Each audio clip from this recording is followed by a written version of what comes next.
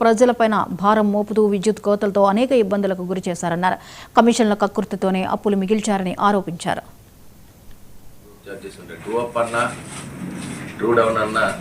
మీ అందరికీ ఇప్పటికీ అవగాహన ఉంది.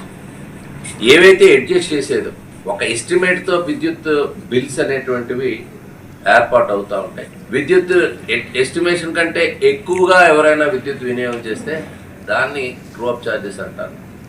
ఒకవేళ ఎస్టిమేషన్ కంటే తక్కువ వినియోగం చేస్తే దాన్ని ట్రూ డౌన్ ఛార్జెస్ అంటారు. దాన్ని మళ్ళీ తిరిగి బిల్లులో అడ్జస్ట్ అయ్యే విధానం. సో దీనిలో ట్రూ అప్ ఛార్జెస్కి సంబంధించి 2019-24 నాటికి, అంటే జగన్ రెడ్డి ముఖ్యమంత్రిగా ఉండేటువంటి ఆ కాలానికి సంబంధించి ఏపీఆర్సీ ప్రభుత్వానికి లెటర్ రాసింది. 4,498 కోట్ల ట్రూ అప్ ఛార్జెస్ వసూలు చేసేందుకు అనుమతి ఇమ్మని, అంటే మళ్ళీ ప్రజల మీద వేయాలి.